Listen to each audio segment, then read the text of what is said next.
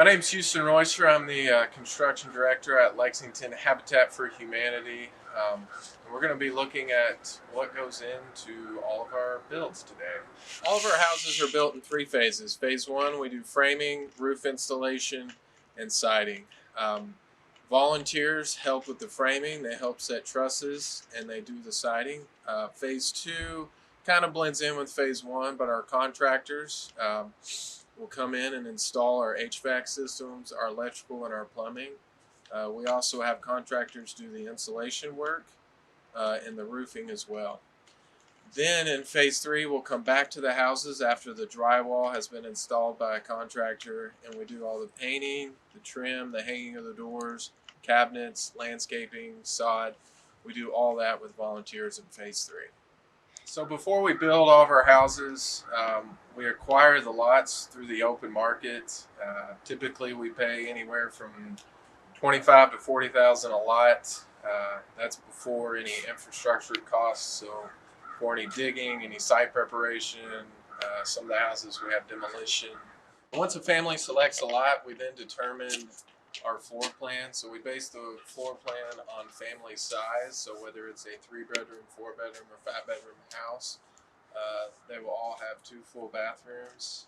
We also, as lot sizes vary, that also plays a role into how many bedrooms we have for each house. We typically only build 1-story homes. We have had the occasional 2-story. Due to certain lot sizes and family sizes. If we need to, we'll go 2 stories, but for safety reasons, we try to keep it at only 2 stories. In phase one of our builds, we do the framing, the roofing, and siding. So today we're going to look at the inside of the house so you can see what goes into it. So Lexington Habitat is the only Energy Star builder in Lexington. Our houses are typically 35 to 45% more efficient than typical homes built in Lexington. So on average, we get a HERS rating of 54, which maybe a lot of you guys don't know what a HERS rating is. So a typical new construction house gets a HERS, probably would get a HERS rating around 100. Older homes are probably well over 100. So this year we've been averaging kind of in the 50s. So over the past several years, we're in the low 70s, we've gone into the 60s, and now this year with our continuing of sealing up and other things that we do with the house, we've gone down into the 50s. Not only do we make our mortgages affordable for our families, we also keep our utility costs down for the families as well.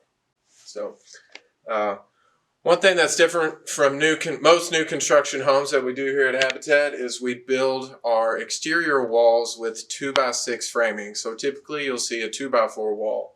So with ours, we use 2x6 framing. We also space our framing at 24 inches on center. So normally a house would be built with 2x4s that are 16 inches on center. So by using 2x6s and placing them 2 feet apart, we are able to have less wood in the wall, and less wood in the wall means more insulation. And also by having a 2x6 wall, you're an extra 2 inches thicker than a normal 2x4, and then that also allows for more insulation. So to go along with our 2x6 walls and our insulation, typical houses will use batt insulation, which is just the typical roll out, staple it on there, but our 2x6 walls allow us to use a bibs insulation system, which is a netting that goes over top of here. Our insulators then cut a hole in here and they fill our wall cavities with blow-in insulation. So that allows for a more compact, dense insulation. You also won't find any cavities where there's not insulation, where you can typically get with batt insulation. All of our houses are also built with raised hill trusses. So a typical house, you do not have an extra 10-inch raised hill on the trusses. So that 10 inches above the wall at the end allows for insulation. So a typical house, your truss would just come down and sit right on your top plate, and you pretty much have no insulation there. So by using these 10-inch raised hill trusses, at the edge of your wall, you're allowed to, that'll help you achieve 10 inches of insulation. And then the rest of the house, we blow in the attic, 17 inches, and that gives us an R49. So our interior insulation, we blow the walls on the inside of the house, and on the exterior, it's hard to see underneath of our Tyvek, but we also install either a 3/4 inch or a 1/2 inch rigid foam.